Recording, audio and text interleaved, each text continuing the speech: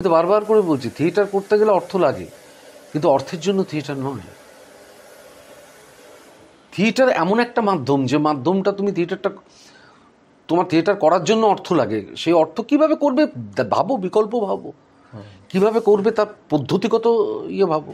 একটা সময় তো এত লোক থিয়েটার করেছেন, তারা কি অর্থের জন্য থিয়েটার করেছেন? হ্যাঁ, অর্থ প্রয়োজন ছিল, তারা সেরকম ভেবেছেন কিভাবে সেখান থেকে অর্থ তৈরি করা যায়, কিভাবে আমরা আমরা এটাকে চালিয়ে যেতে পারি।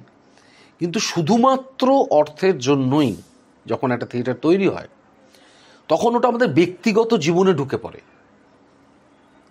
মানে তখন আমি আগে বাস ট্রামে করে যাতায়াত করতাম, এখন গ্রান্টের ফলে আমার দলে একটা গাড়ি এসেছে, তার ফলে আমি এখন আর গাড়ি ছাড়া যাতায়াত করতে পারি না।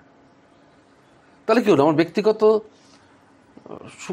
জীবন চর্চার মধ্যে আমার গ্রান্টের টাকা ঢুকে পড়লো, তার ফলে গ্রান্টের টাকাটা ছড়ে গেলে অসুবিধা হবে। শুধু থিয়েটার চর্চার জন্য কিন্তু অসুবিধা হয় না।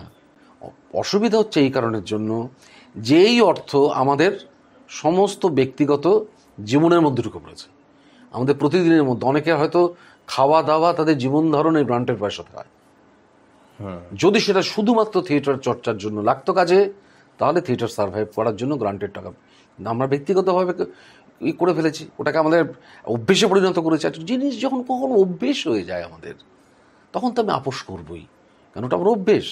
আমি নেমে একটা এসি গাড়িতে চড়বো, তখন ওটা অভ্যেস হয়ে গেছে। তাহলে আমি গ্রান্টের সঙ্গে আমি অন্য কার কথা ভাববই না, ওর সঙ্গে আমি